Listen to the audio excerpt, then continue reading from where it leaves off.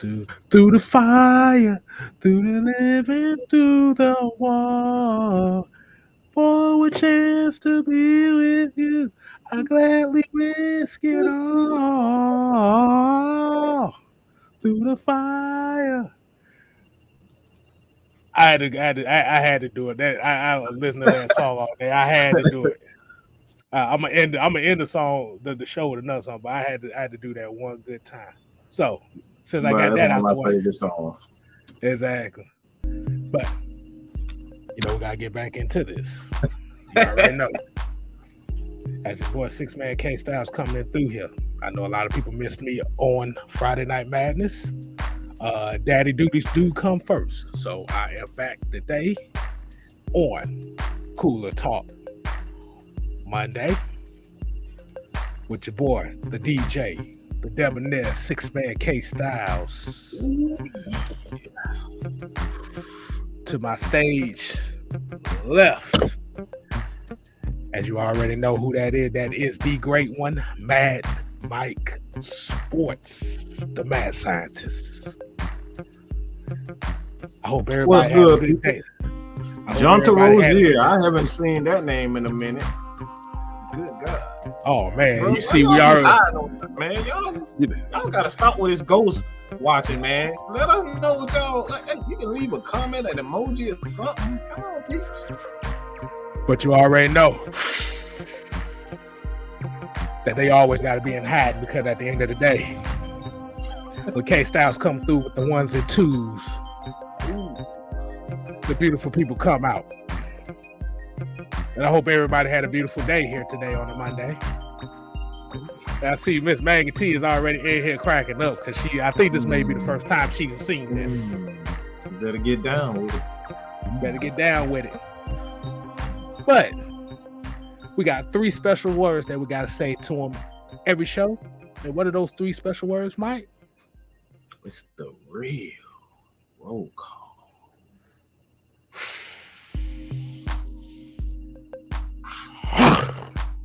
Roll call.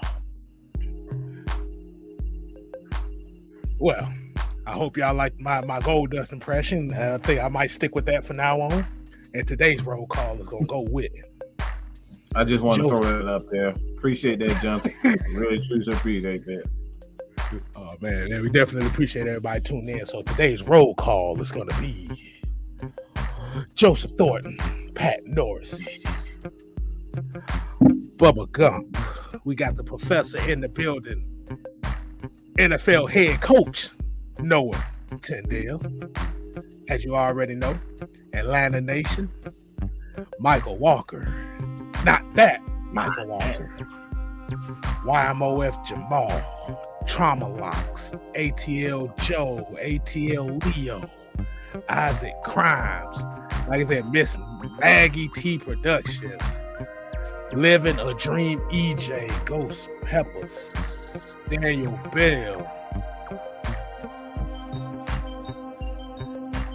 Hey, man.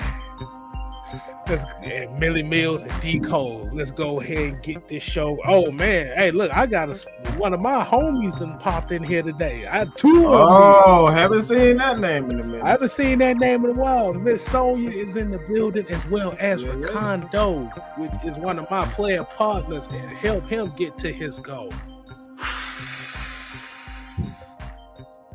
3, 2, 1. What's going on, people, man? You already know this is Q&A Monday, man. So we're gonna go ahead. We done put the APB out. We done asked y'all about some questions for today. We're gonna answer a couple questions, and then we're gonna talk about which Falcons rookie are we looking forward to the most. And like I said, definitely shouts out to everybody that's tuning in. Let's go ahead and get this thing. Oh, Carrie. I can't do that song. I gotta listen to that song again. I gotta listen to that song again. I got that song in my Spotify playlist, but every time I see her name, I'm gonna sing that song. But let's go ahead and start the Q&A. Everybody like, man, y'all got Y'all up there singing songs and be there. It's just like, man. Hey, look, we look. Hey, man, All the it's ladies, just we all just the love to ladies see the fact that saying we look, everybody gets serenaded up here. Maggie got serenaded. What Sunday? Sunday, yeah. Everybody gets always get damn serenaded. Shit, it's like I said, it's good to see the the female Falcon fans come out. Oh yeah. You don't see them too often, but we definitely show appreciation to them as well, because most of the time they're more knowledgeable than most of the Ooh, I hate to say it like this, most of the niggas that I know. But let's go. Oh, but let's go ahead and kick this Q&A off, man. Let's start. We're gonna start with a couple questions here. I'm trying to think on how I want to start this. Do I want to start with this? Because I'm gonna start with this question. This is gonna be the funny one. We're gonna kick this off like this.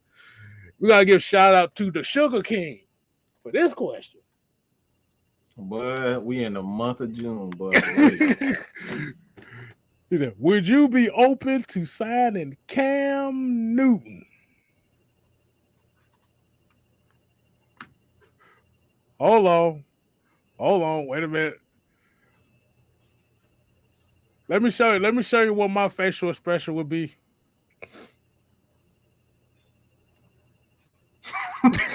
That's exactly what I'm looking like right now.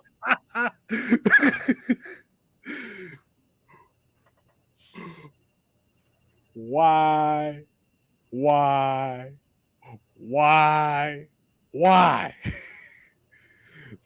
But let's get serious on this question. Would I be open to signing Cam Newton? Hell no. To the no. Hell to the no. There's a reason why. Nobody got him right now. There's a reason why he ain't playing right now. And the issue is you already have established guys here that are implemented to the system. Like I said, Mariota already knows the system. Ritter is getting up on the system. Why would you bring in a guy that you got to teach everything to? And remember, even with him going to Carolina last year, he ain't played football in a while. And it was a brand new system for what he was used to when he used to be in Carolina. So, yeah. Noah Tidell got the right mindset. I'm gonna have that ready soon. The why? We gotta use that. I'm gonna get that sound bite. We gonna get that sound bite. We gotta use that, man.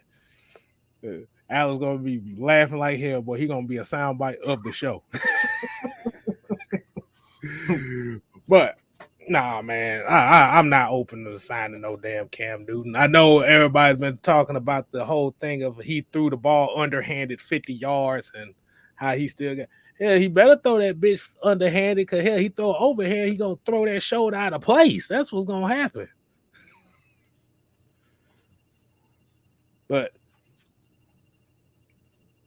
oh man, I'm like, damn, we already complaining about Ritter's accuracy. You got people complaining about Mariota's accuracy. Like, you gonna bring in a guy who notorious for not being accurate.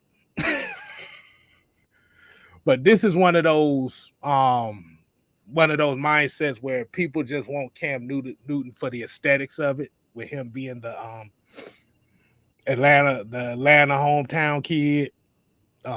The representation of what Cam Newton brings, not only to, well, we're just gonna say the culture,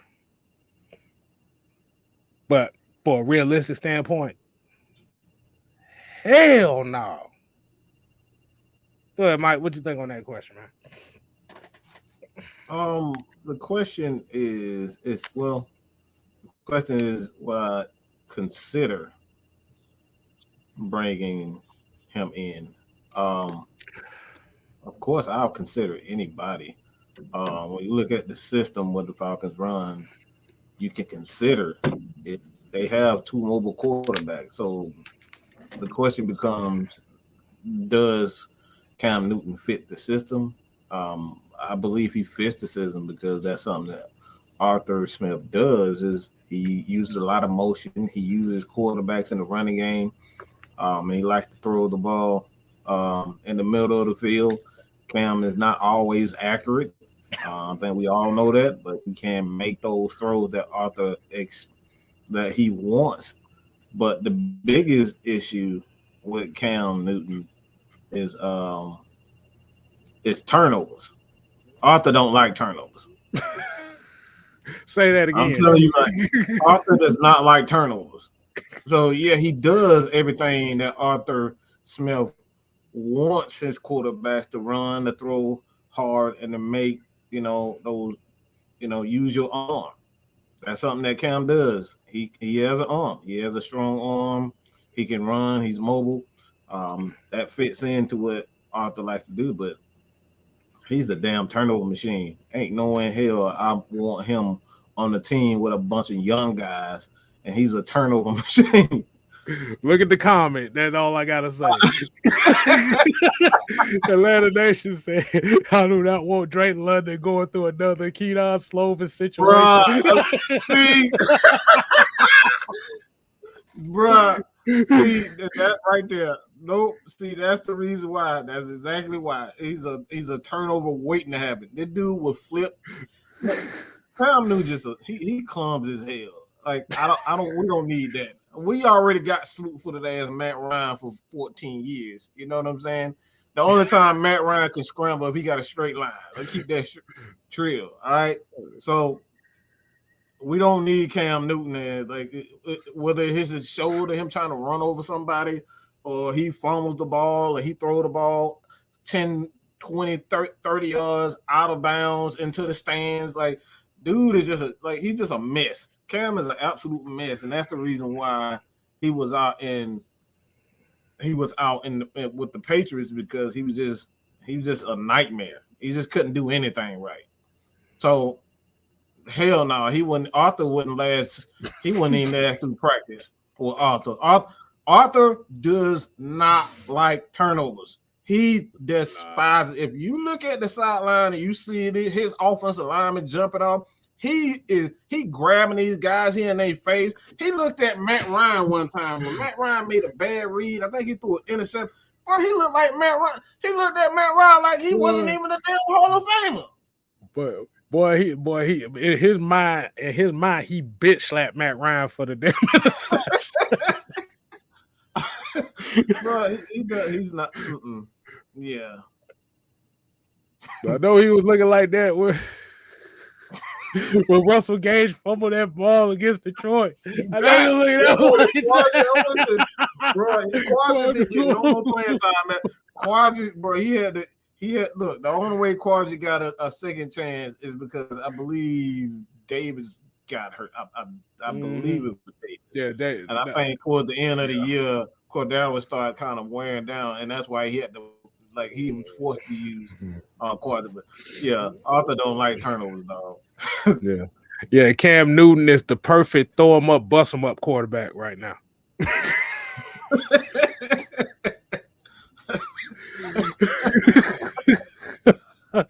Noah said he has third string quarterback energy. Bro. Hey, man. And Tony right here has a point. Just because Cam was born and raised in Atlanta does not mean that he should be playing for Atlanta. That's dumb. That is true. Mm-hmm. Because if that was the case, the damn Miami Dolphins would goddamn be winning all the Super Bowls if that was the case. Mm-hmm. Ooh. Think about how many players came from Miami. Bro. I believe it's Exactly. Yeah. Most of the talent come from Florida, Texas, Cali, Georgia, Cali people, a lot of Cali people. Mm-hmm.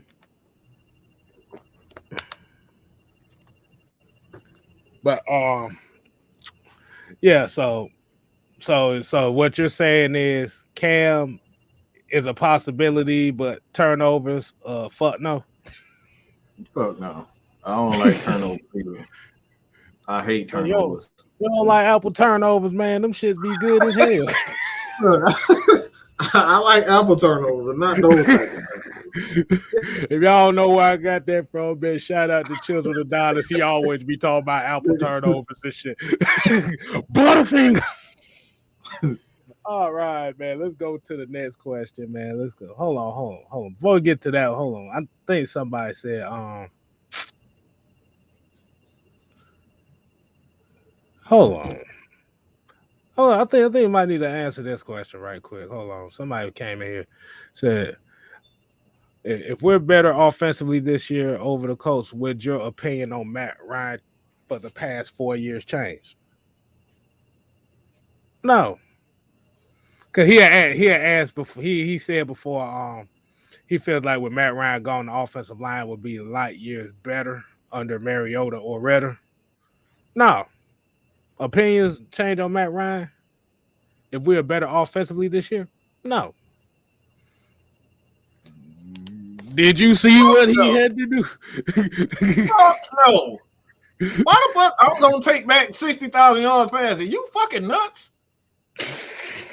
Huh? MVP, Super Bowl. He like there's nothing a quarterback.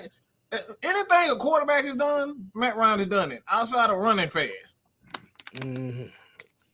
Right. He scored more touchdowns than half the quarterbacks that ever played the game.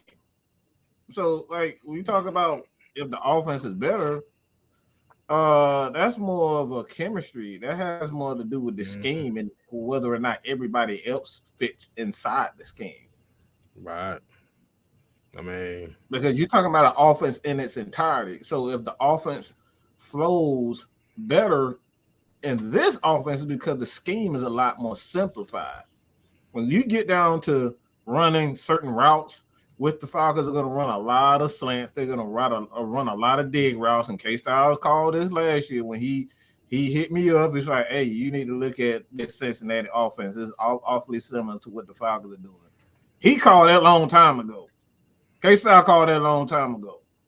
So y'all might want to thank K-Style for our draft pick, Desmond Ritter. All right? He called that a long time ago. Before a lot of people got there. I'm about to say, for anybody that remember me talking about Desmond Ritter, you put some sixes in the chat because I know I've distinctively been just saying. Hey, I'm just saying. We different. I want to see if anybody throw some sixes in there. If they remember. Who was the first one talking about Desmond Ritter? That's it. I want nobody talking about him. I sure hell wasn't. I wasn't thinking about a quarterback. I'm looking at that sorry ass offensive line. Because the thing I say about what I said about him is, like I said, if you just look at the offense at Cincinnati, it's pretty much the same thing. The difference is, actually, really wasn't no difference because the offensive line was not good neither. And it showed up against teams like Alabama and Georgia and stuff like that. Because you got to be good in the trenches when you're playing against SEC teams. I'm just gonna keep it real. If your trench play ain't worth a damn, it'll show up when you play against some SEC teams. That's all Kirby. That's all he really recruits is offensive linemen and defensive linemen and linebackers, tight ends. That's literally all that he does. He kills it every year going after the trenches. So right. Who the question was? Who asked that question? King Johnson. But yeah, your question, as far as like, would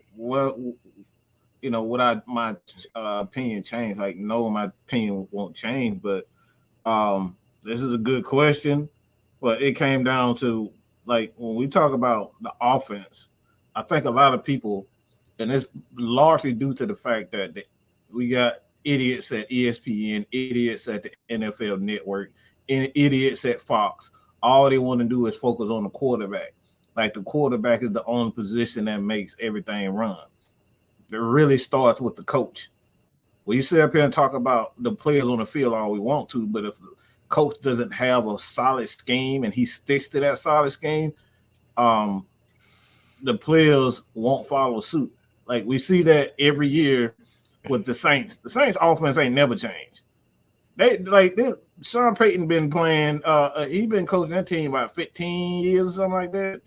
Their offense has never changed. Nothing about their offense has ever changed. They've been running the same scheme. The same thing with Kyle Shanahan and Mike Shanahan. They've been running the same scheme for 40 years. Nothing has changed. Okay? That motherfucker was born with that playbook in his born with that. That boy Kyle Shanahan had that playbook in the womb. Bruh, like for real. Nothing about, and that's what makes offenses great. It's not the quarterback, it's not the wide receiver, it's not the running back, it's not the offensive line. It's the coach understanding and believing in that system and running the same plays to perfection. Perfection. Study the plays, study the playbook, and running, repeat, rinse. I forgot how that phrase goes, but rinse, repeat, something like that. We just gonna say they do it all the damn time. They do it all the damn time. It's a wrestling phrase, but I forgot the wrestling phrase. But it's over and over and over again. All right.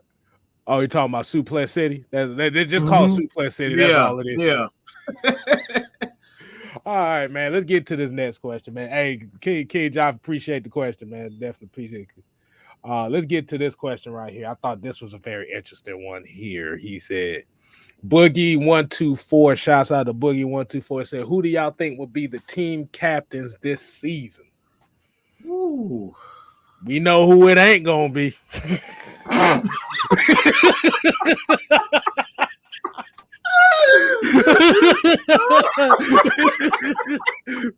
We know who it ain't gonna be.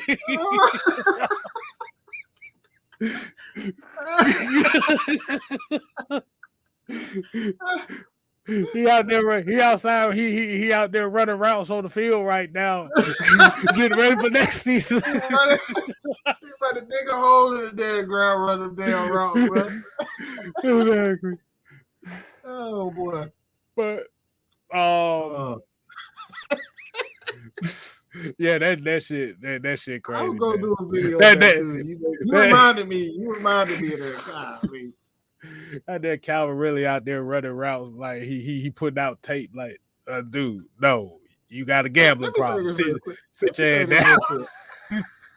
I remember when all y'all people was on Twitter, bro. I got the business for saying that man was not depressed. He looked mighty fine when he can't play football. That's all I'm gonna say. He looked fine when he can't play football. It ain't nothing wrong with him now. He can't play football and he ready to play football. When it's time for you to play football, you don't want to play football. You're gambling and all that type of stuff. So, hey man, look, I'll say about that situation. I hope, and it's probably a hot take. It's probably a hot take, despite everything I even said about him. This is a hot take. Y'all probably heard me say this before. If he got his shit together, I'm welcoming Calvin really back.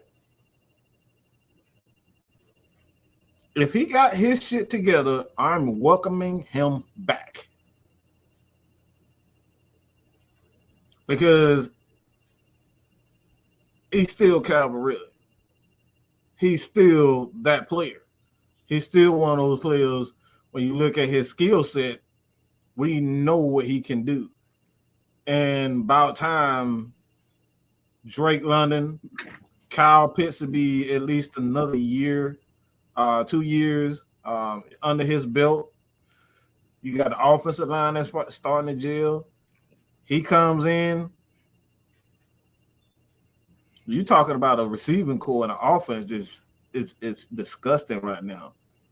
And you have a running back crew that those guys, Tyler Algier, depending on what Cordero, Patterson, Damian Williams, Quadre, if those guys develop, you got Kyle Pitts, you got Drake London, and you got Calvin Ridley on your team now. That right there is a hell of an offense. And I'm gonna say this right now, that's more dangerous, in my opinion, than a Julio Jones and Calvin Ridley with Austin Hooper. Drake London, Kyle Pitts, Calvin Ridley, that's a nasty. That's nasty. Well, because you have a whole bunch of guys that can actually do damage in the red zone. That's one thing about Calvin Ridley. He can catch touchdowns. Okay, we can count on him to catch touchdowns. He might not be able to, run over the middle, but when he get in that red zone, he just somehow, I don't know how. I don't know if he's running scared, but look, that dude can find a way to get open in the red zone. He just has that innate ability to just get open in the red zone. Right. That a lot of people don't have that. Right. So my team captains, man, like I said, obviously I'm looking at Grady. Grady probably is going to be the main captain. I can see Grady being a captain. I think this one's going to be surprising that I say this, but I think Young Wei Koo going to be a captain this year too. Ooh. That's nice. Let's see.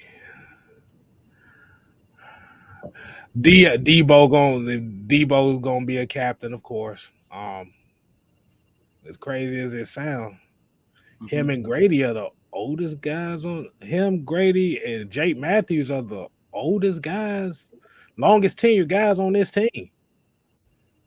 So Jake is gonna be a captain as well. Yeah. And I say Marcus Mariota. Yeah, I think you have to put Marcus, since he's the quarterback, he has to be a captain. And he's the longest tenured offensive player, not an offensive lineman that you can trust, that has experience and played a lot. So we have older guys, but a lot of those guys in the receiving corps haven't really played a tremendous amount of starting snaps. Like they played, as backups, but like we're talking about starting positions. Yeah, Marcus Mariota is that guy. So I would say Marcus Mariota, Grady. You got to throw Dion in there. I wouldn't be surprised if Dion isn't. You might want to throw AJ in there. It's a toss up between those guys, but I can't see them passing up Deion Jones as a team captain. Mm-hmm. Right. I mean, because he's been a captain on this team for the past few years. Mm-hmm. I don't see any reason why you would take away that captainship when he didn't do anything to deserve it getting taken away. Mm-hmm. But like I said, it's just one of those cases where a lot of times even your greatest players necessarily might not be captains on the team. Yeah, and that's another thing too. Mm-hmm. They might want to just do something different with their captains and not necessarily the guys that's the more popular ones, but like the most vocal guys. Hell, like I said, they might catch us off guard. Y'all might see Cordero Patterson as a captain on this team. Yep. I can easily see that. Mm-hmm.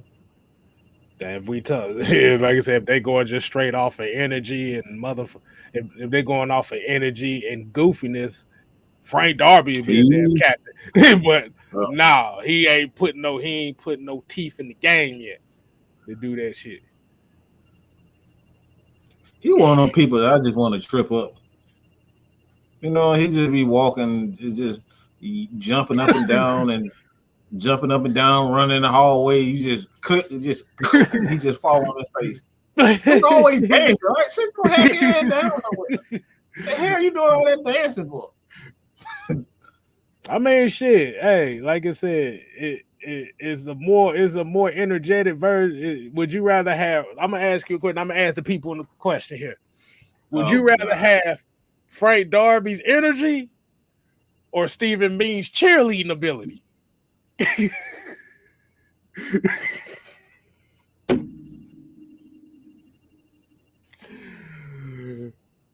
And while we doing that, we're gonna put the waiting music, see what people say. Now, I mean, half the people in here probably Migos fans, so that ain't this. It won't even be. Now, as we do this little intermission on the question, y'all make sure y'all go ahead and subscribe to Mad Mike Sports as well as 6-Man K Styles. Make sure you hit that like button. Make sure you share this. We got 94 people in here. I don't know what the likes is looking like, but they should be at least around 50. So hit the like button. We definitely appreciate that. So the question is, would you rather deal with Frank Darby's energy or Stephen Means' cheerleading ability? See, I knew it. I knew people was gonna say that. See, I told you. I knew that. Damn, boy, y'all so gullible for a happy little smiling motherfucker. God, y'all get robbed. Motherfucker smile y'all face. Y'all really chill for them. I think what it is. I think the reason why people are speaking on Frank Darby is because, like, it's one thing to kind of have like that energetic guy to kind of make things loose in the locker room. Like that's what Frank Darby kind of brings. Because, like you said, yeah, he's always goofing and laughing and acting crazy as hell. But the thing, especially when you have a younger locker room, it kind of resonates with a lot of younger teams. Because as you see how these camps is going, you see how OTAs is going. Like you said, the energy is real different. Like you don't really have a lot of guys that's kind of stoic and okay, we're gonna put our business suits on. You got a bunch of young guys coming in here with some energy. And then, like you said, I've seen Frank Darby make some plays on special teams, some key tackles on special teams. Stephen Means, half the time you just see him out there and be like, why is he out there? He there to touch everybody on the hill, man. That's what he there for. I told you he's the cheerleader, bro. Like he there you go, y'all. Look, he does the energy after the play is done. Frank Darby gives you the energy all the time. I'd rather deal with a motherfucker that's gonna make things positive all the time instead of a guy that's gonna do it situationally.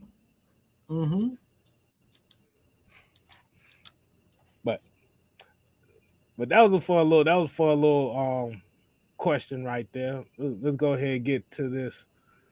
I guess we're gonna do one more question. We could do a couple more. We just gonna have to make these kind of quick here. And Damon Simon here had another one, man. We're gonna definitely appreciate him on this one. He was like, do you think we can allow less than 30 sacks this year when Marcus Mariota can go back to his 2016 self? That was his best year, and he only got sacked 23 times that year.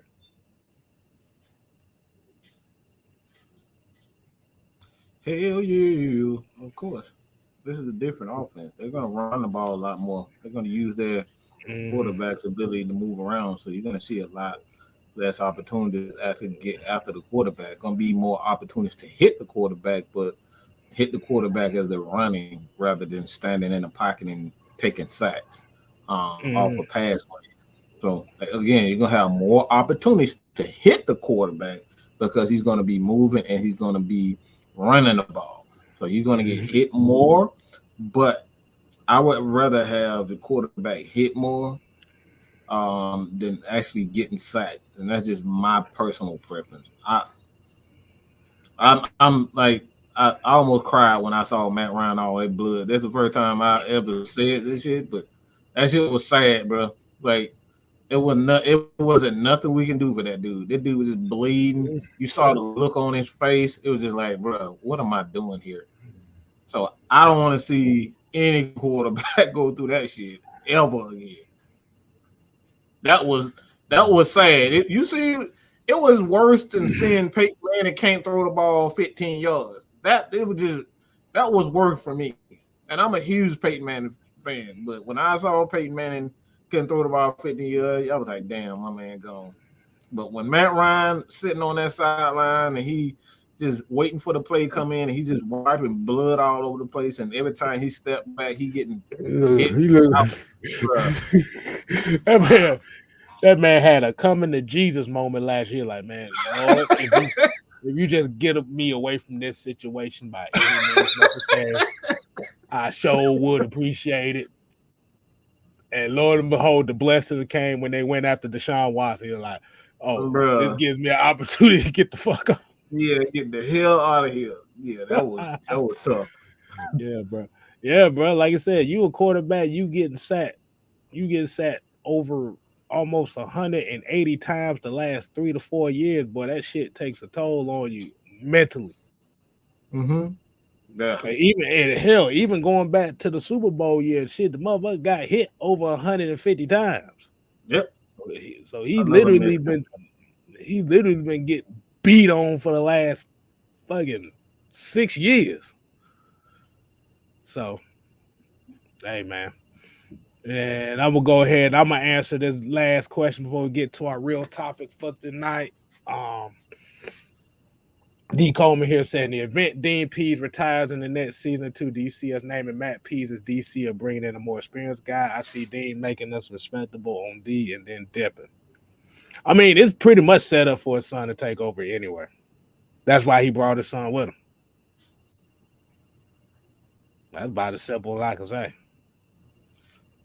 Yeah,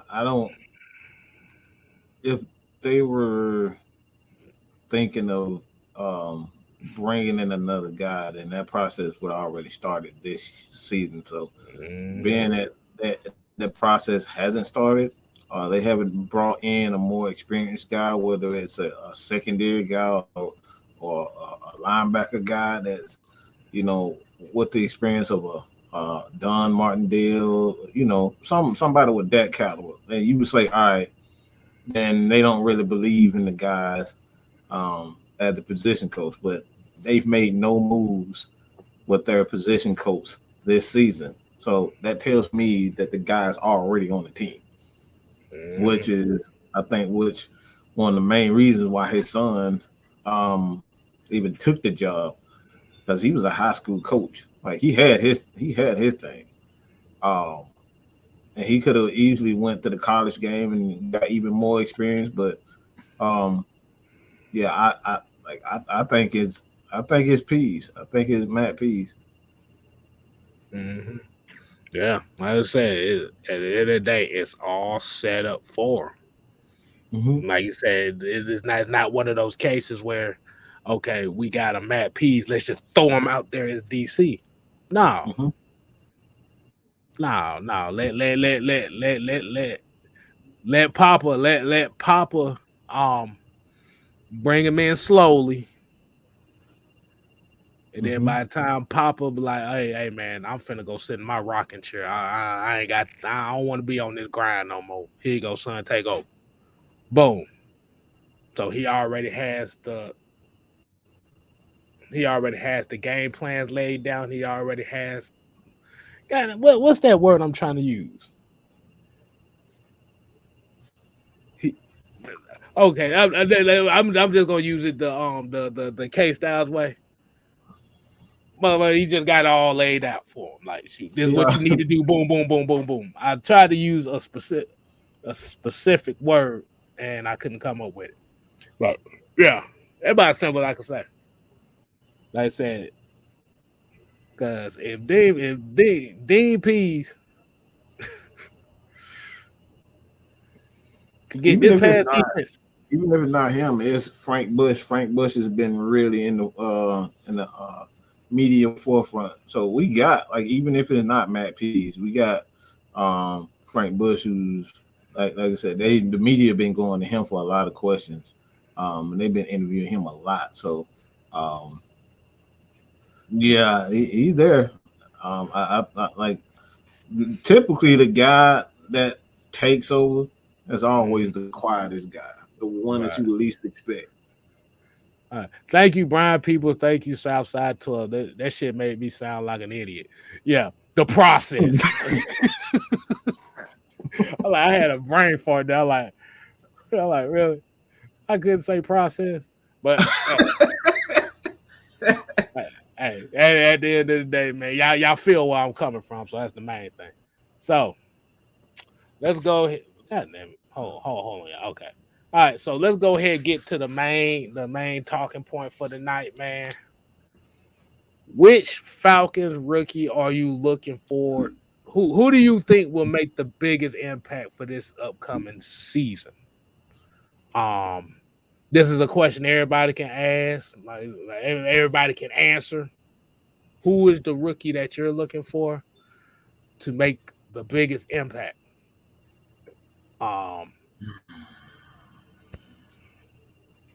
Like I said, you got quite a few choices, man.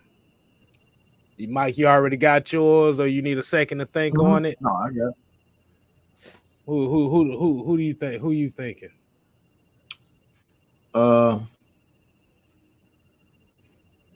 It's my boy, D'Angelo Malone. I think you look at him. God damn it, Mike.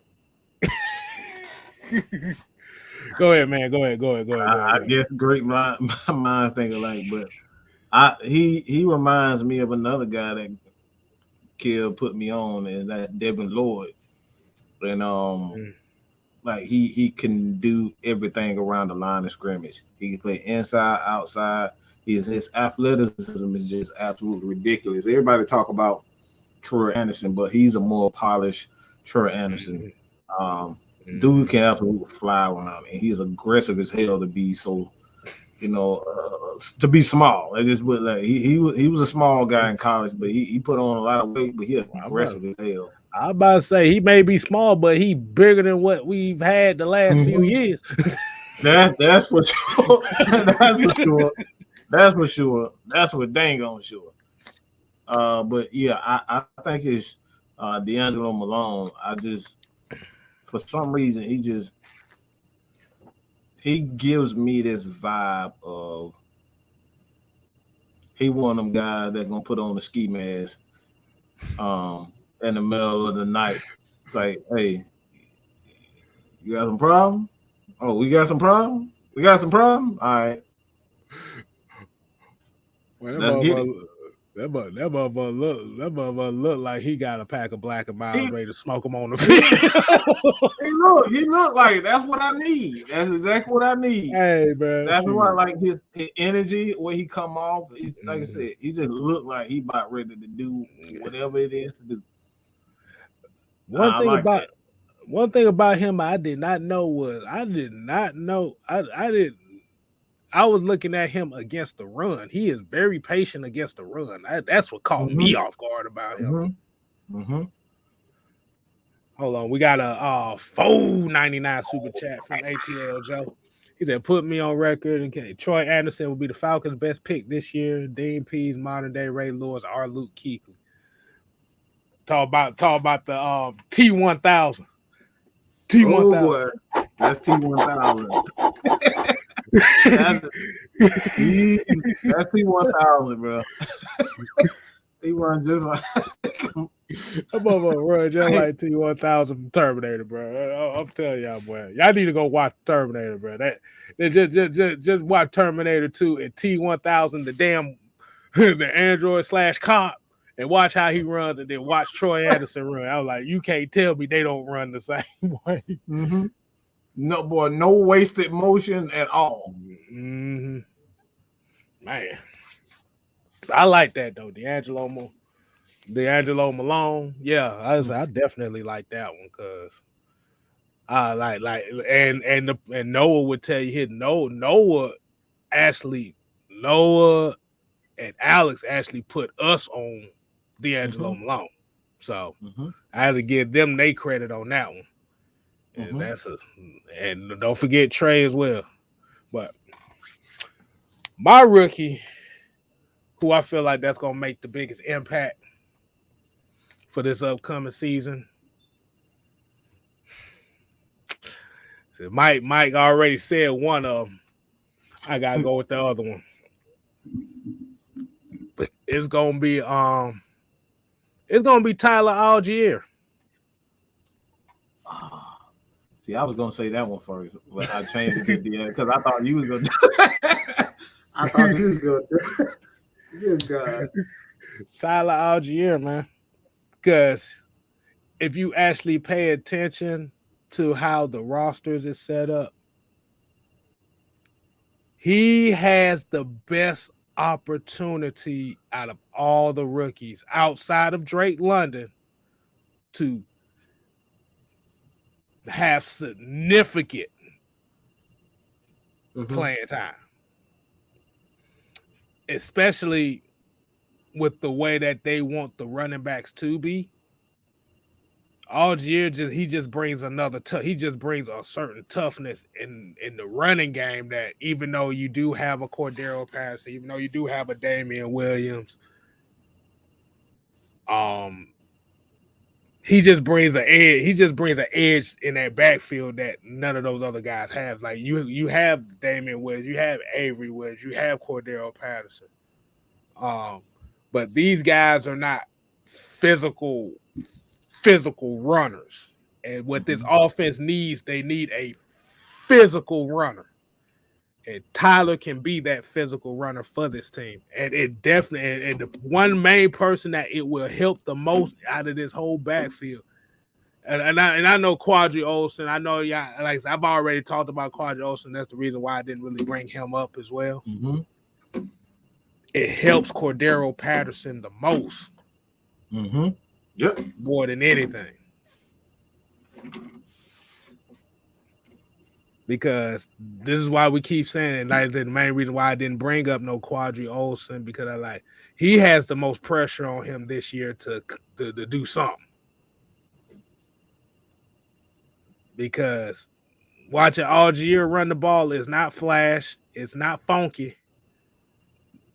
No, it's not. No, I can say it. I do. I was not. Yeah, I'm gonna say it stank. He runs stank.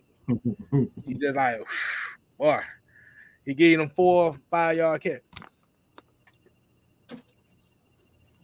ATL Joe said CP is a physical runner. CP is a wide receiver, and it showed last year. It showed because after week 10, he didn't look the same.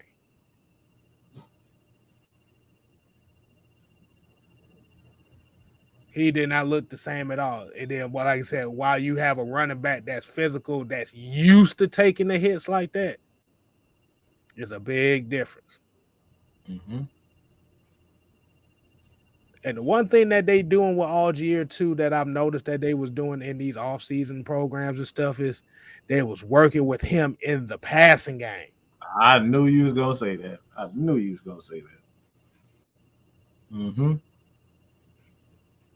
He definitely getting out.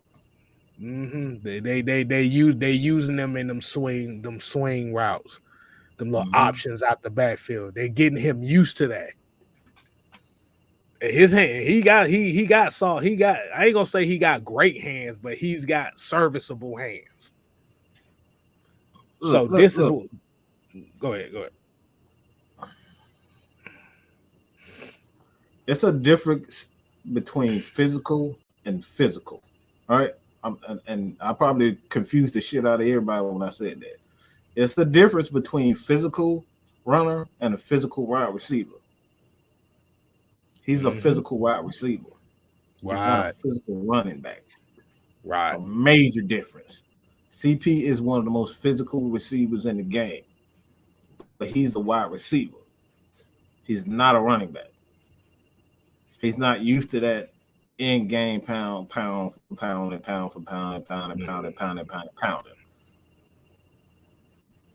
Like I said, Mike Tyson has the phrase. Mike Tyson had it for everybody got a plan until they get punched in the mouth. You keep on going to the body. What was that? When he was talking about Mitch Green when he was fighting Mitch Green. Mm-hmm. He was in going to making them women us because he kept getting hit in the ribs. Like, bro, you keep get hit in the ribs by them power hitters. Trust me, you're gonna start to feel it if you ain't been in there taking them. It's like even if you take a lot of them, a lot of people's body ain't built for it. Right.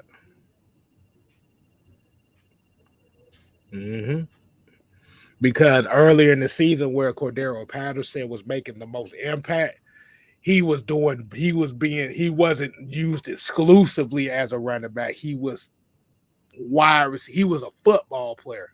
He lined up outside. He lined up in the back, but he mostly lined up outside.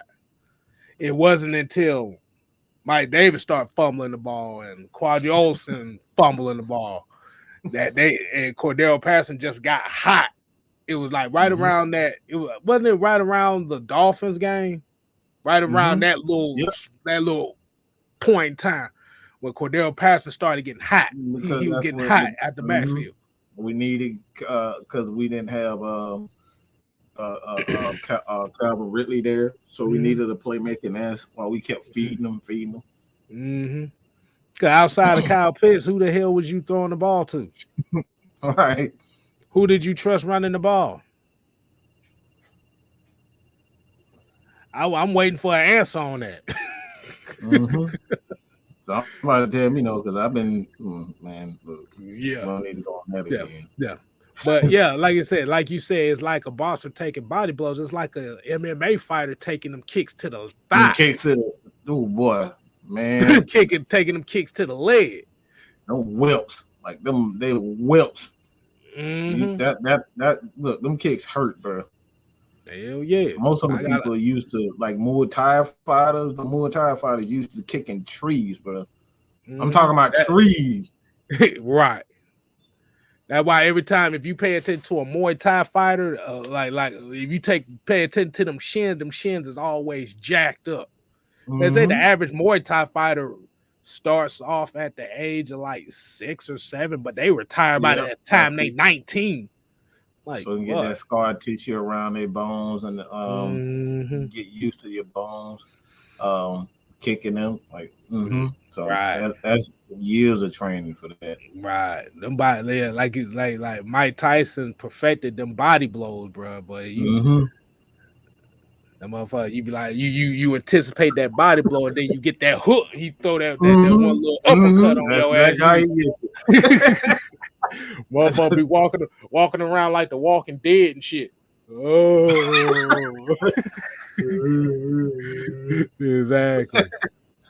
exactly. So, yeah, like I said, Cordero Patterson, physical wide receiver. You see what happened with Deebo Samuel in the playoffs? It's the same as that thing. Deebo wore down also. Again, he's a physical wide receiver. He's not a physical. Joe Frazier was another one of them boxers like that. But Joe Frazier, he wore down. Joe Foreman used to just try to knock your ass out. Yeah. That's a whole nother beat. Right. So, and Derek here asks, which undrafted rookies will make an impact? I guess this will be a part 2 to that question. Which undrafted rookie do you feel like that could not only make this team, but make an impact on this thing?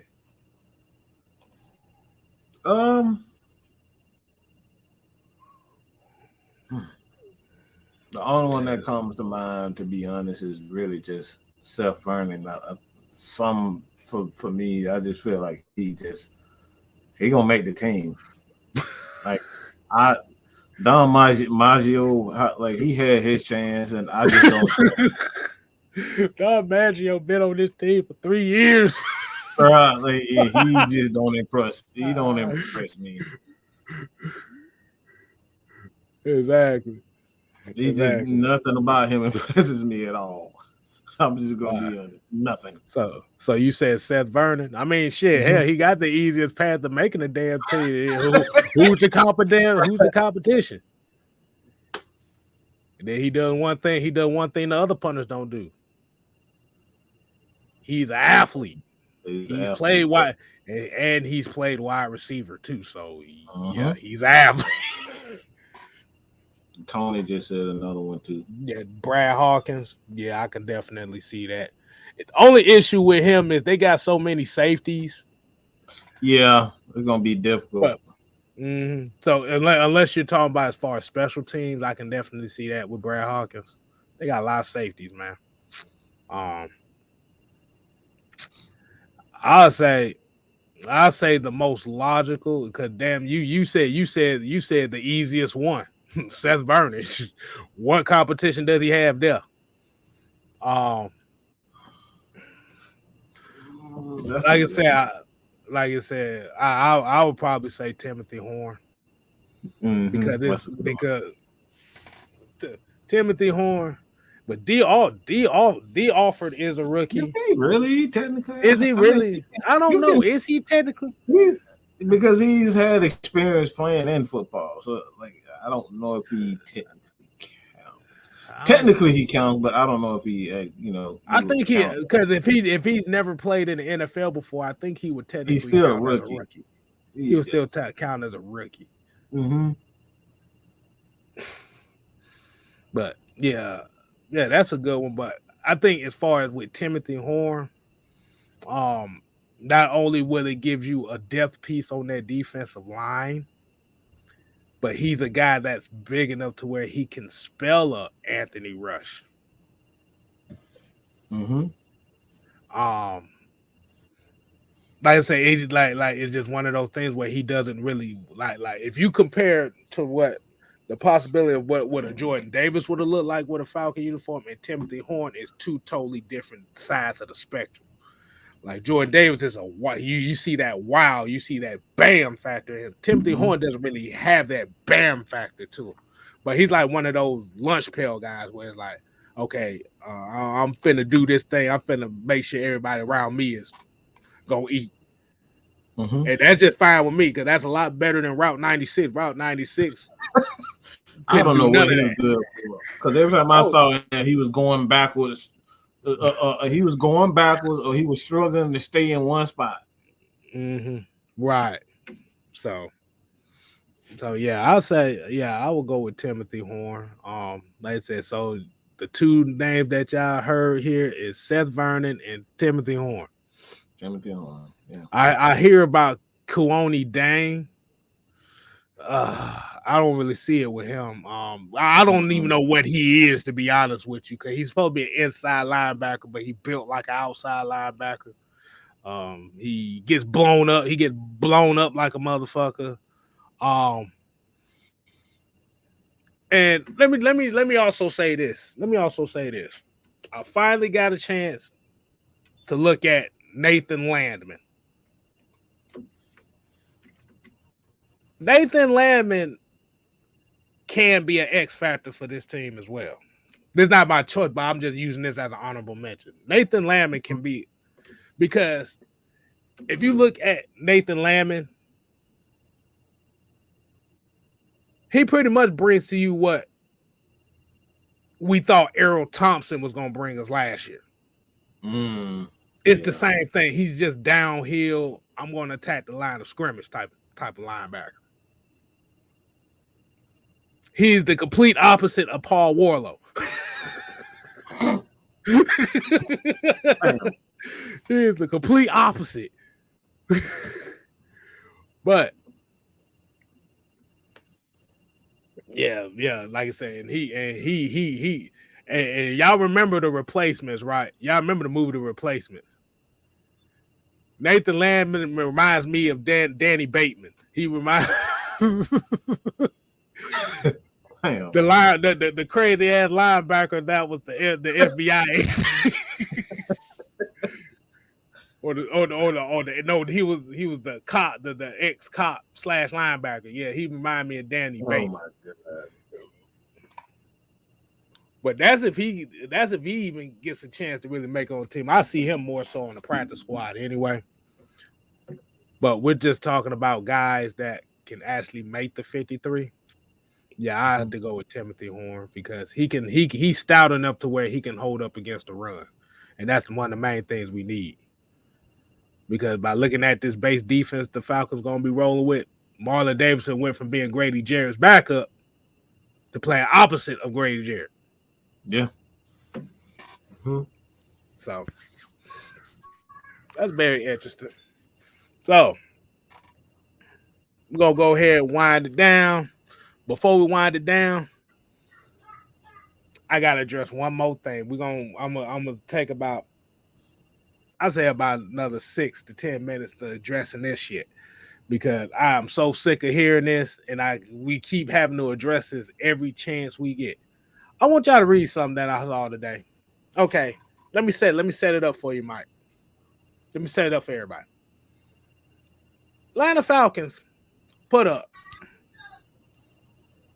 highlights or recaps of Marcus Mariota in OTAs.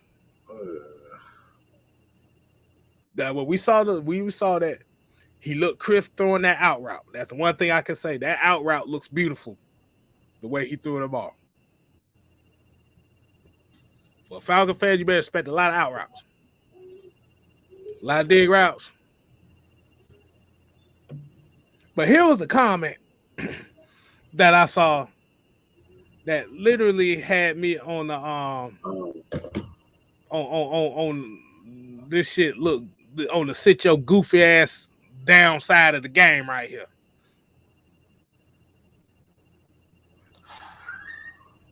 So one particular fan says, Pro Sports Outlook said Mariota is going to have an extremely solid season this year. The Falcons are going to surprise a lot of people. Look at the comment that was right under there. I hope not. I hope we lose as many games as we can so we can draft CJ Stroud.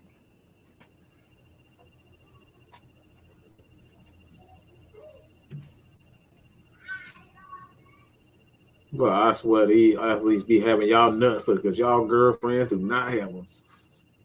That's the face right there. That was these my athletes be having y'all nuts. Like y'all can't do nothing without slobbering all over another. It's like, what's wrong with y'all? Why would you even say that? How are you a football fan of any team and say some stupid ass shit?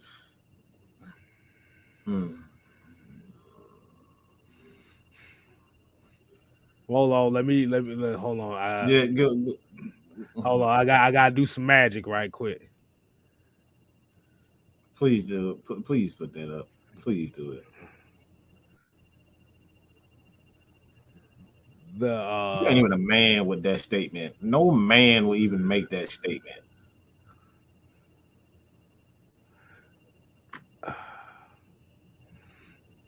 And here, like I said, this comes down to the same issue that we keep seeing here in Falcon fandom, quote unquote fandom. It's this idea that we win by tanking. We lose by winning. This is the most ass backwards type of thinking I think anybody can ever have. Not only just as a sports fan, but just in life in general. Yeah.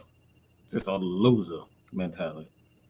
That's a buster. That's a buster right there, boy. I ain't even gonna tell no lie. That's a buster mentality. Shit. You win by losing and you lose by winning.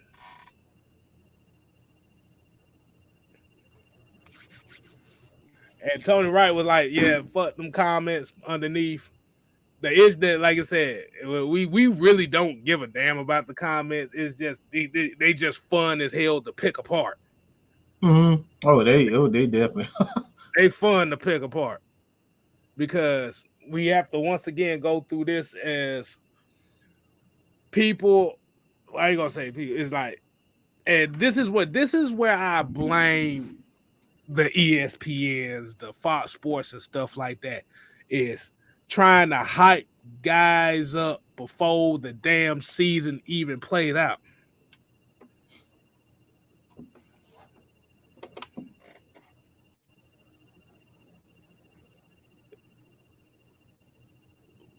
What's the point of even going down that road when you don't know?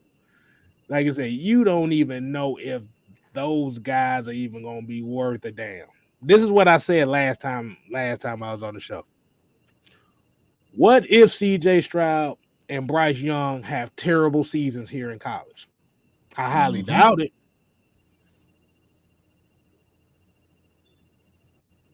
But if they have terrible seasons, are we gonna be still saying the same thing? Or these guys or these folks gonna be saying the same thing? Because you cannot put all your faith, all your shit. Look at us. We put all our faith that the Falcons was gonna get Jordan Davis and ended up getting Drake London. Yep. You don't damn know what the hell this season's gonna play out to be.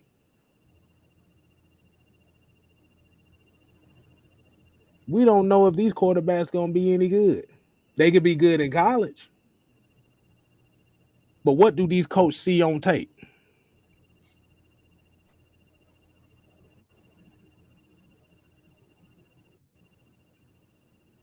Because I'm just saying like this. It don't matter what. And like I said, it just comes back down to I just want the guy that I want. Fuck the rest of the team. We putting too much emphasis on one position, and this is the issue that is coming down to. This is where the media becomes at fault for this. We put too much attention on one position.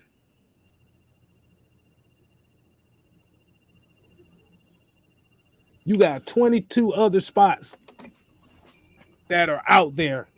Well, 21 other spots that is out there for 60 minutes. And we're putting all our attention on just one spot, thinking that this one spot is going to take us to the promised land. No, it don't do that.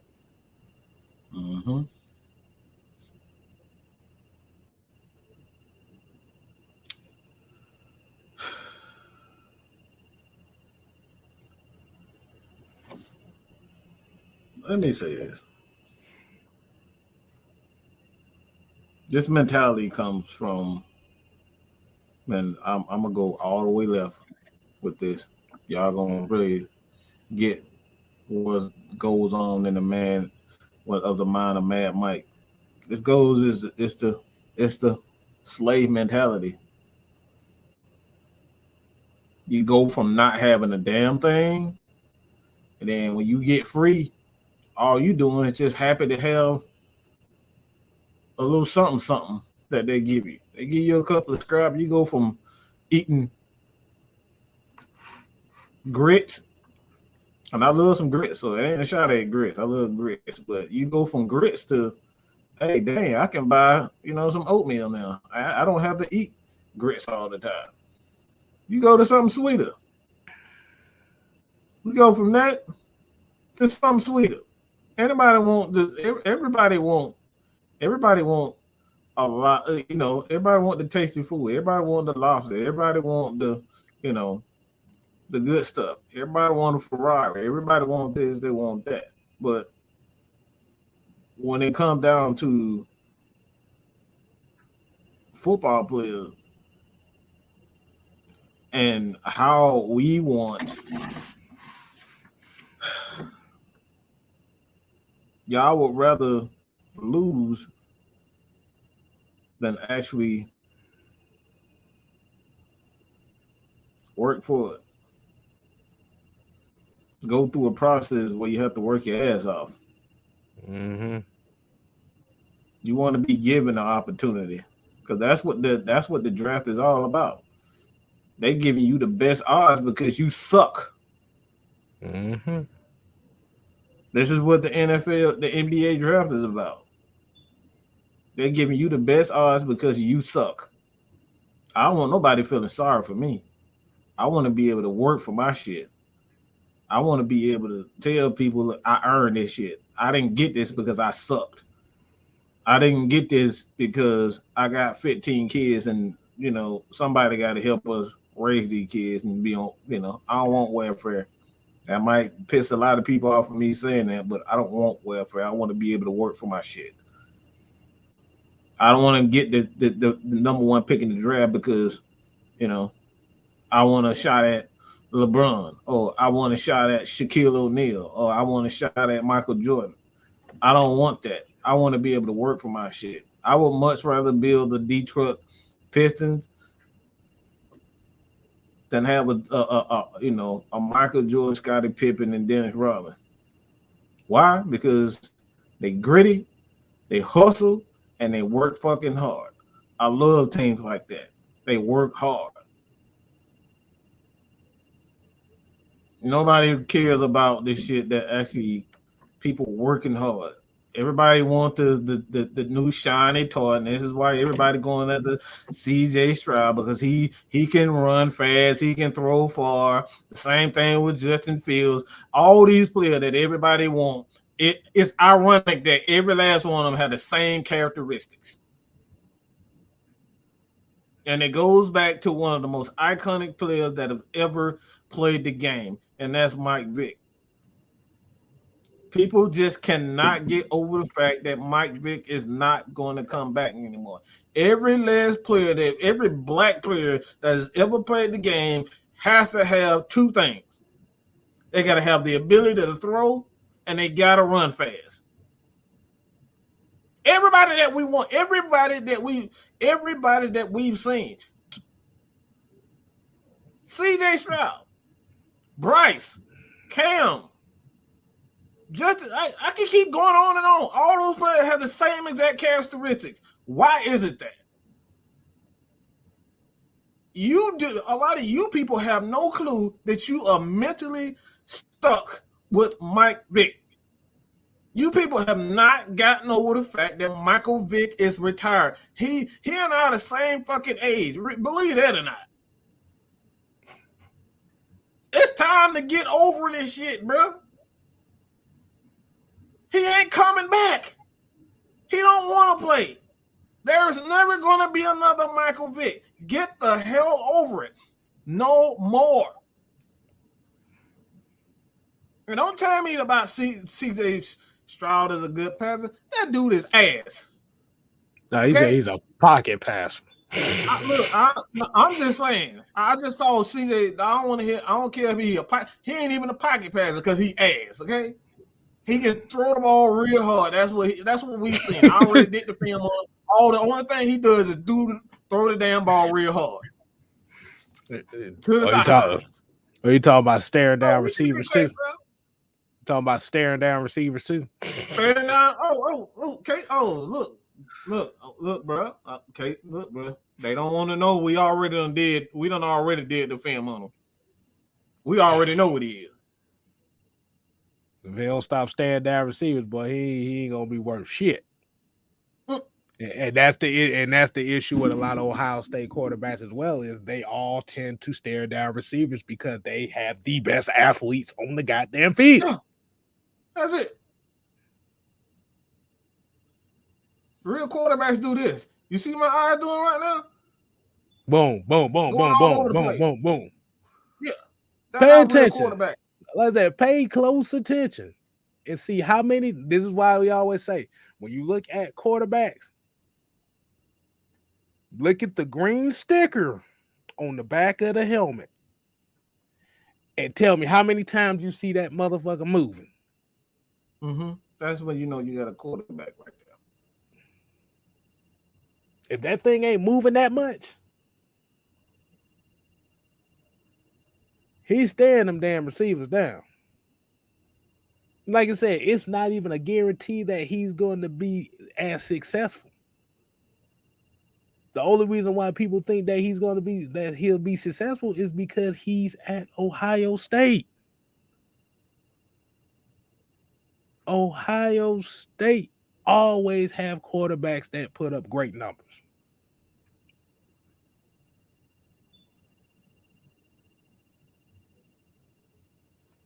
Where's the Ohio State quarterback to where you be like, okay, this is the prototype guy in the NFL?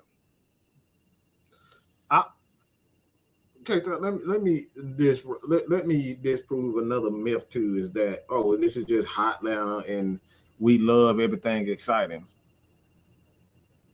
Everything That's another exciting ain't myth. all. Look, I'm about to say, just because it's exciting doesn't mean it's good for you. Not all the time. That ain't that ain't always been the case. Georgia been boring as hell for forever. The Braves been boring as hell forever. The Falcons before Vic, they were boring as hell. We had one of the most boring quarterbacks and offenses in the history of the game. And Chris Miller in that 98 offense. There wasn't nothing exciting about them. All they did was score touchdown. Go ahead. Oh, you just brought up something.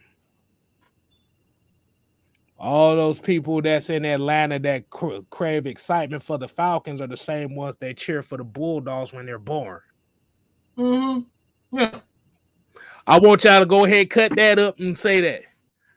Yeah. You can't say Hotlanta likes excitement when most of the Hotlanta folks root for the Georgia Bulldogs, but the Georgia Bulldogs is not an Atlanta team, and they're boring. They boring as hell. I'm a dog fan, bro. When I tell you I hate that offense, I despise that offense. Don't get me started on that. But yeah. So let me ask y'all a question. Is excitement really more important? And hold on. I gotta go back up here because I actually saw somebody say this. I think it might have been Tony Wright. He said from White Man KJ said, you rather look good and lose than look pedestrian and win. Ooh, boy, I remember that. Oh, boy, that was nasty, right? That was a nasty goal. That was nasty work right there. That was nasty work right there. But this is what we saying, man. Like I said, if you're Atlanta and Atlanta craves excitement, but most of those Atlanta fans are Bulldogs fans in which a team is boring as shit. One thing I'm going to admit right here, right now, and y'all may have never heard anybody say this before. Georgia Tech's triple option offense was one of the most boring things you see on the planet. They ran the ball like a motherfucker. But do you realize that the Georgia Bulldogs ran the ball almost as much as Georgia Tech? The biggest difference was not only did you have better players, you had better coaching. Yep. He's so not lying about that. If you pay attention to the philosophies of Georgia and Georgia Tech for the last 15, 20 years, it's been literally almost the same. The biggest difference was Georgia was willing to throw the ball at least 15, 20 times a game. Yeah. We were throwing the ball 8 times a game. That shit don't work. Almost identical. It was almost identical philosophy. That's what Georgia has been. So when I hear people say, "Oh, it's just Hotlanta," no, y'all talking about the club scene and how people dress, because Georgia has always been boring. Exciting. We've never been exciting like that. Even when we was run and shoot, we still ran the ball a lot. We ran the ball a lot in that run and shoot. So it wasn't your typical run and shoot pass and your damn Mueller, I forget his name, but he the one right along with June Jones adopted that air raid offense. But Atlanta has always ran the ball. Like even when we had Craig Ironhead Haywood, we had not Terry Rozier, but I forget Mike Rozier. We always had big running backs. So even when we ran the ball, even when we were passing the ball a lot, we still ran the ball just as much. So if you really are Atlanta, are you really Georgia, and you talk about this city is exciting, ain't nothing about this city exciting except for basketball. That's probably the most excitement you're gonna get out of this entire state is basketball, with Dominique and the Heman highlight frame and Trae Young. But this is a boring ass state. Always has been. They tried to make it exciting when Josh Smith was here, call it the highlight factor. Bruh. It was until he started trying to shoot threes all the damn time. It was out of here. Mm-hmm. Real ATLians know that. Real, if you from Atlanta, you know that about this state. We've always had boring ass teams. Always. The 98 Dirty Birds was a boring team. They ran the damn ball over 400 times.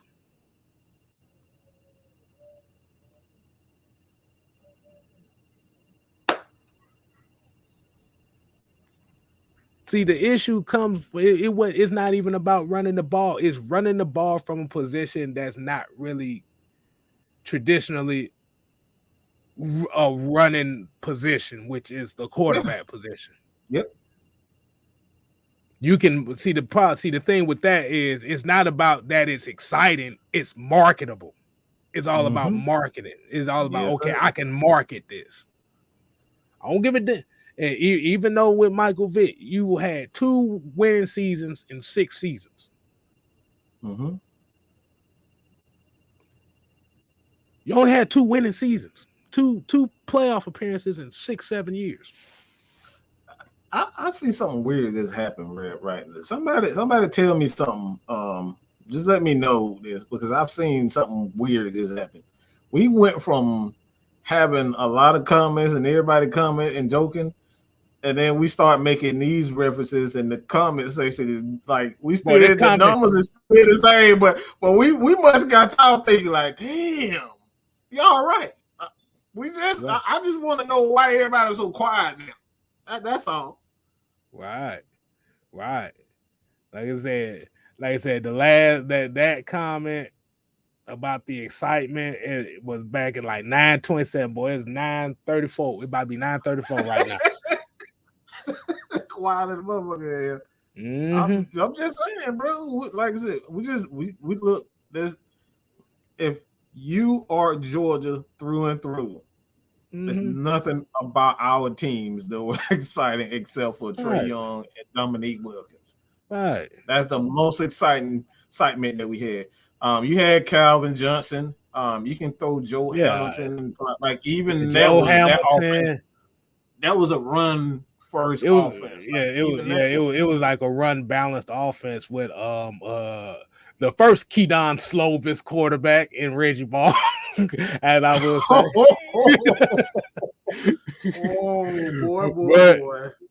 But yeah, like I said, if I'm gonna use this reference. It's like, and I don't normally use this reference like this. It's like a female who prioritize a nigga dicking her down more so than providing for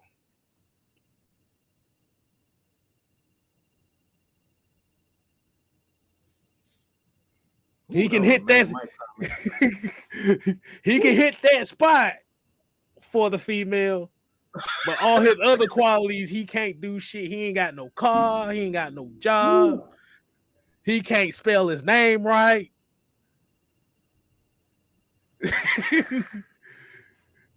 It's the equivalent of that. It's like a female. It's like a female chasing. It's like a certain female chasing a feeling over substance. Yeah, this shit just got real. I ain't even gonna tell nobody. It got real quick, but these comments just now starting to come in. We apologize, people. Look, this is K-Style and Man Mike. I told you, y'all don't want to know what goes in his head. Yeah, man. You don't want to know. Think about it. Think about it like this. Think about this.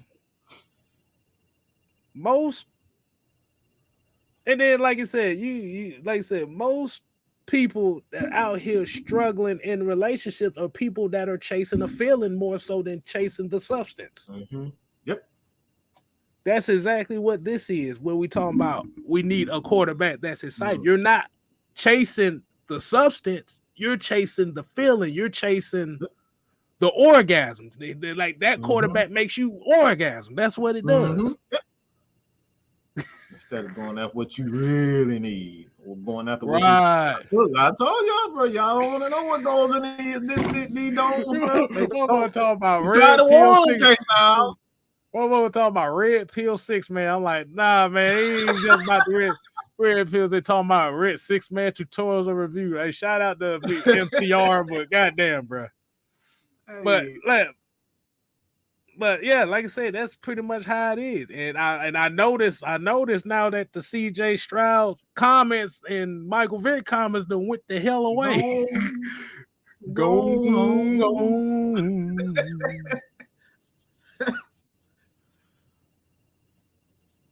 No DJ ukulele. No, he kidding on that one. He kidding on that. Just by him saying DJ ukulele, I know he joking. That motherfucker might not even be the starting quarterback in Clemson. Boy, what the hell you talking about? Oh, yeah. Here we go. Mucho Grundy said most fans out here acting and sounding like hot girl summer thoughts. That's what they sound like. Hot girl summer thoughts over quarterbacks. Y'all can tell them I said this. I don't give a butt. Hell, I might cut this motherfucker up and put this on. They want the bad look. Like you said, they want the they don't want substance. I'll just say that. They don't want substance. Like I said, they chasing that orgasm. Like you said, they chasing that orgasm. Yeah, they chasing the orgasm. Like I said, that's good. Yeah, like I said, that's gonna be the phrase. But so anytime somebody say we need a tank for such a quarterback, next tell them. So you're chasing the orgasm, right? Let's see what they say.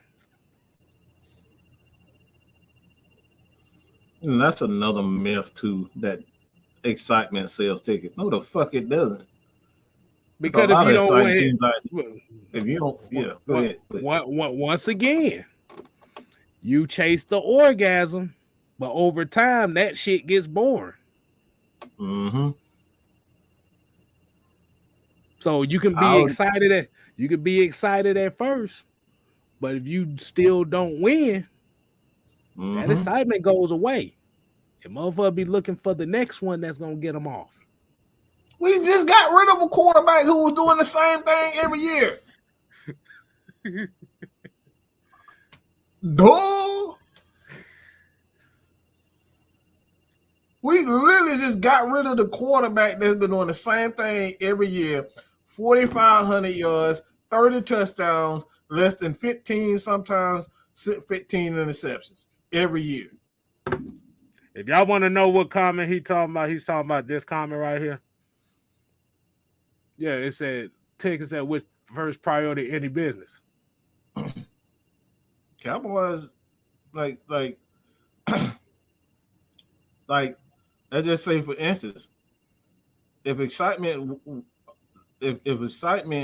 was what sold tickets, then the Cincinnati Bengals, they should be winning every year.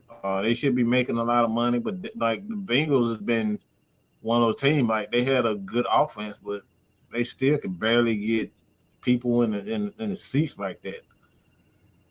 Mm-hmm. They're not consistent. They don't sell out a lot of they had issues selling out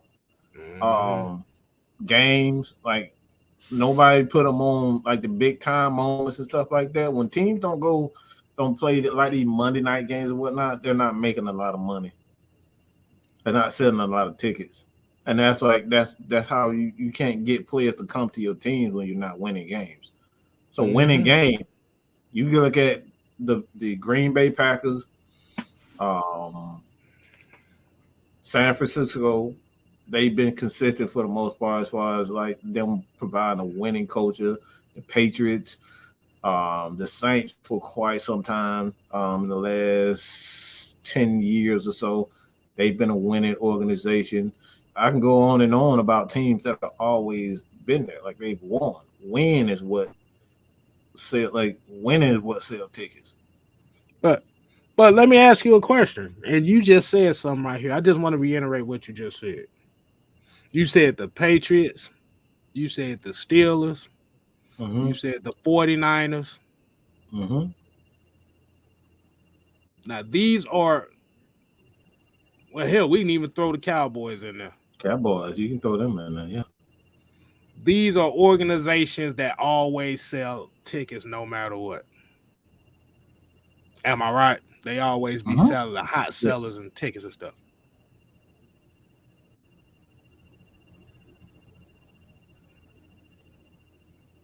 Did they care more? But while they were selling tickets, did they care more about the substance or the orgasm? The way that they constructed these teams. Mm. Did they chase the feeling or did they chase the substance?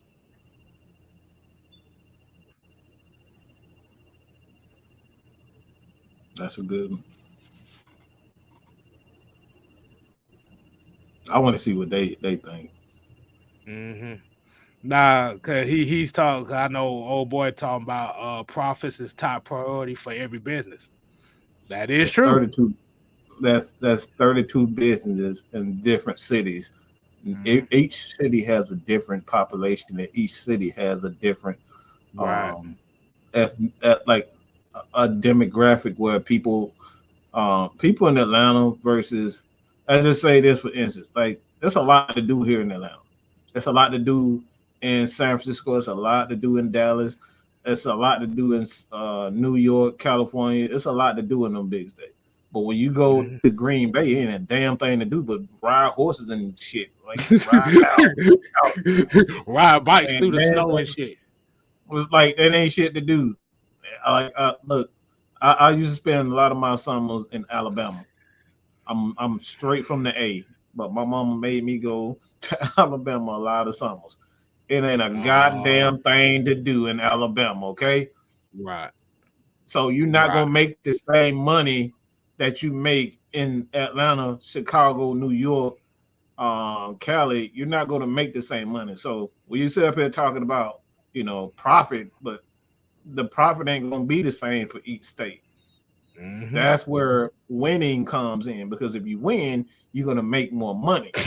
And this is why teams put more emphasis on actually winning games versus getting the guy that you can bring in. He's gonna sign under Deion Sanders as a free agent, and then you got Deion Sanders, but your ass 3-13. So what good was having that Deion Sanders? He was exciting. They still lost. But he was like, we had Michael Vick. He was exciting. We still lost. We still lost. See, the issue come down to it is, hold on, I just had a train of thought and I just lost it for a second.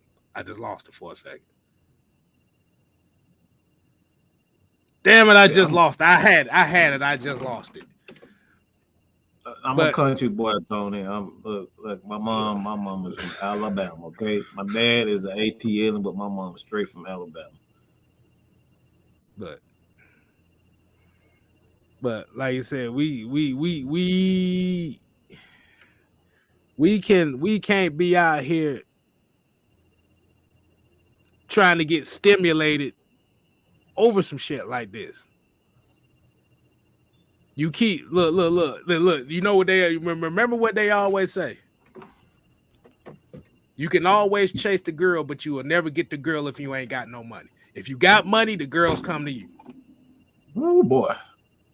If you got money, the girls come to you. If you chasing a girl with no money, you ain't finna get a damn thing out of it. You got that right. You just gonna be another broke some bitch out here. But if you already got the money, they gonna come. Mm-hmm. So he says nothing to do with, about for real. Well, it's just like Social Circle, Georgia. I already know. And Ringo, Georgia. I already know.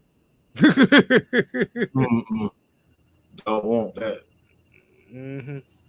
Yeah. And like Cameron here says, what's excited about losing? Huh? They said they filled up the dome though. But they still lost. And eventually the Michael Vick excitement started dwindling around 2006 if you hadn't paid attention. I mean, they were shooting birds at the man. They were flipping because him they got tired of losing. Exactly. You can't look, bro, look. Like I said, you are one of those guys. You are one of those type of fans that will chase the orgasm before you chase the substance. You can fill up a stadium. It can be exciting at first, but if you do not win, the excitement starts dissipating, and it's okay. What now?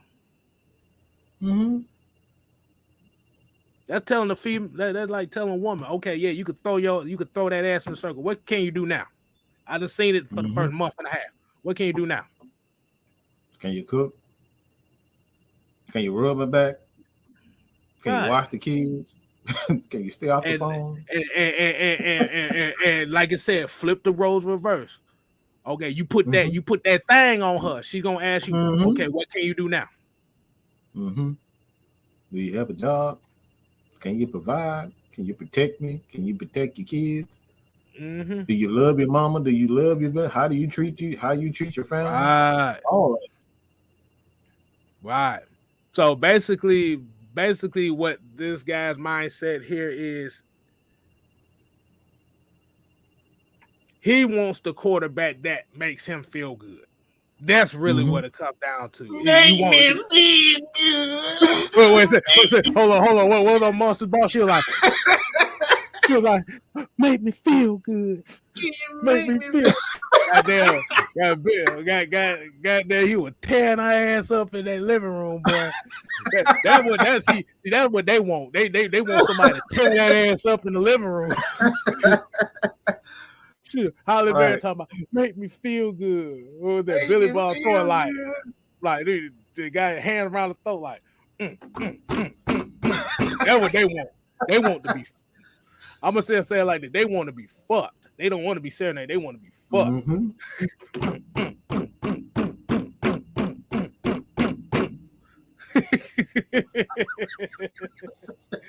All right, man. We're gonna go ahead and wind the show down for the night. This will be on our on the podcast. So you guys, we might get so many down votes for this damn video. This shit gonna be hilarious. So anytime you hear somebody talk about Bryce Young or CJ Stroud, just tell them to go watch Monsters Ball. Make me feel good. Make me feel good.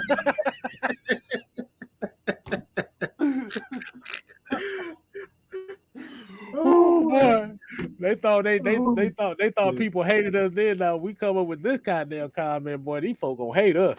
They already do. I don't give a damn. They're gonna be man verse right there. Make me feel good. Oh shit. CJ Stroud, brush up, make me feel good. Man, so Mike, you got any final words you want to say for the people tonight, man? The final word is this. It's okay. It's all right. It's so nah.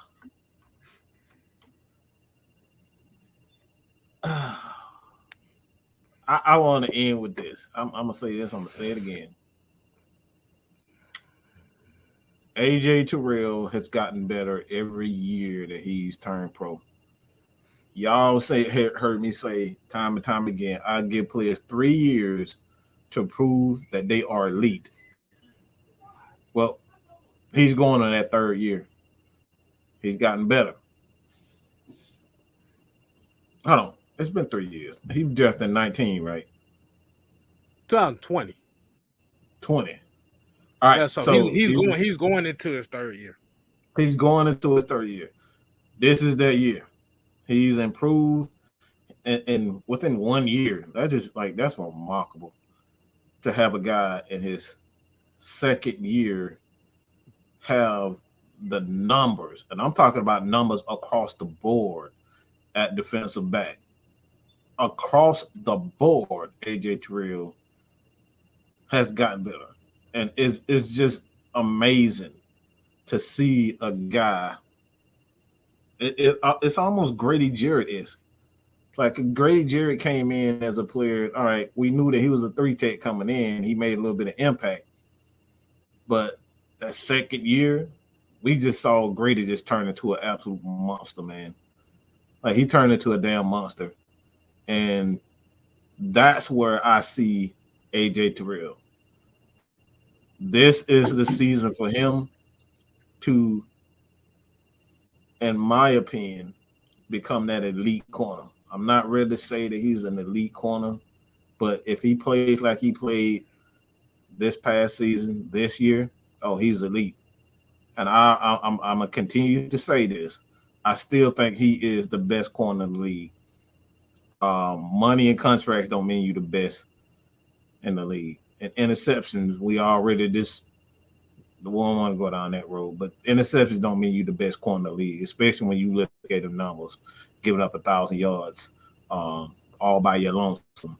And then you see Jalen Ramsey falling and slipping. I'm slipping. I'm falling. I can't get up. You gonna sleep? I'm falling. You see him doing that all throughout the playoffs, but nobody checked him on that. Nobody said, yeah, he's overrated.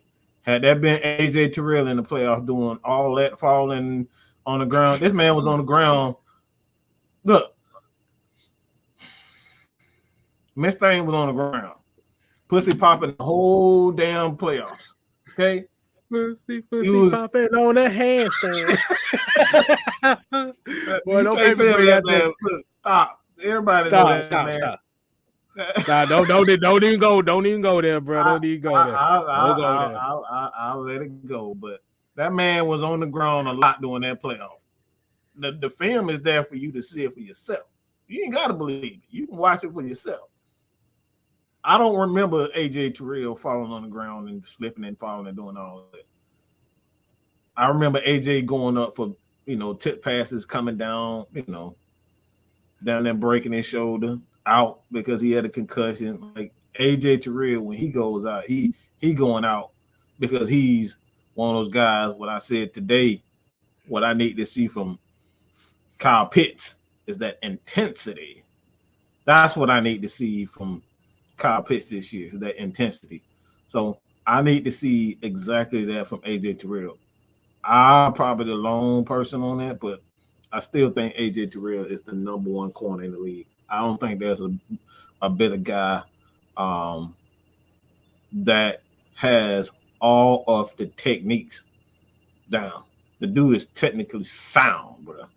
And the last technically sound corner that we had was Desmond Trufant, before the injuries. We're talking about before the injuries. I don't know what I'll just leave it at that. Your heart will melt about put 1,000 in your garden.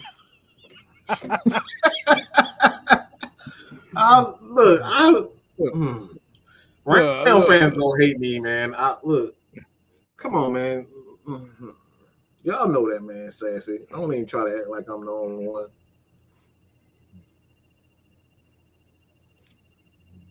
Hold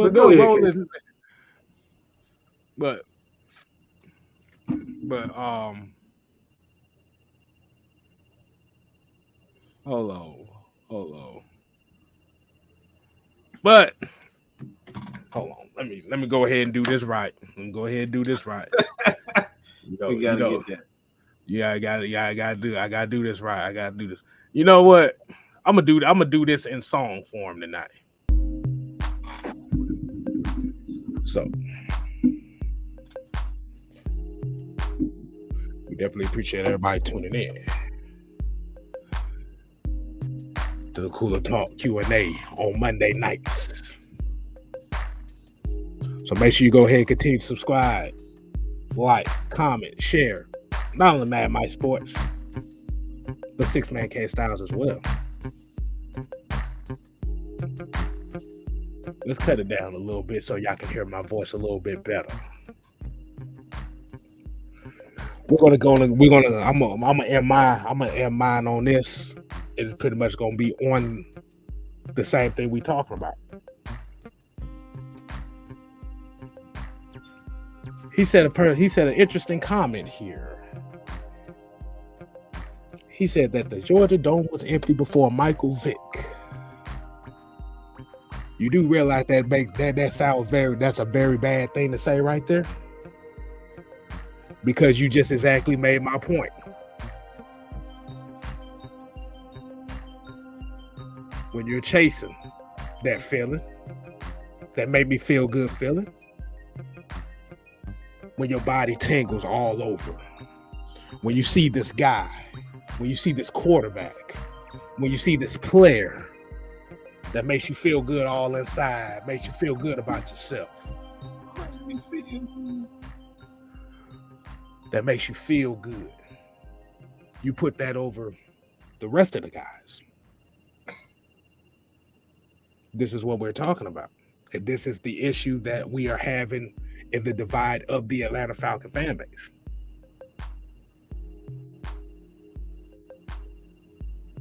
We put our own stimulation over the substance of the team. And if that player doesn't fit that stimulation, then we already throw them out the gate. Mm-hmm. Mm. So, as we end this show off the right way,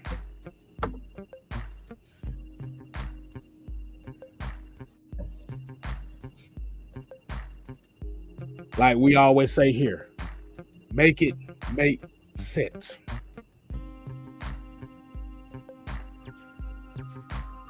The time for us to be out here trying to chase that bad shit. We need to get away from that. We need to chase and go after the people that's going to make this team better. I don't give a damn about none of them exciting players. When we had exciting players, we never had a back-to-back winning season. When we had the boring players is when we was winning. Mm.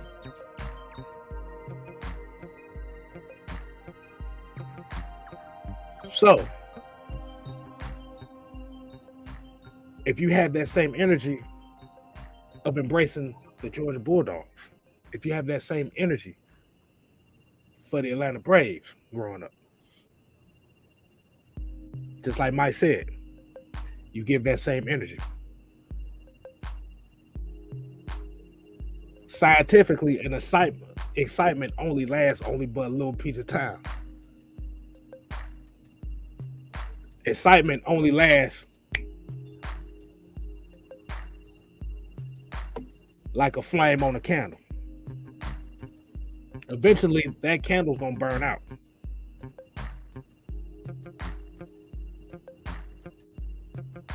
And when that candle burned down and you ain't got no more candle, what else you got to look forward to? Mm-hmm.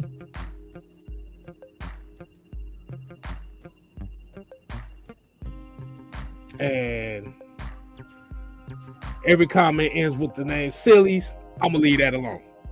So, until next time, people, we ain't here to play. Mm-mm. Hold on. Let me say one more thing. My guy, you played yourself. With that one comment alone, you destroyed your whole narrative. So, until next time, we ain't here to play. No. We here to stay. You ain't got to go home. No. But what we do, Mike? Hell up out of here. The unholy alliance. The unholy alliance is not going anywhere. Put your money on that.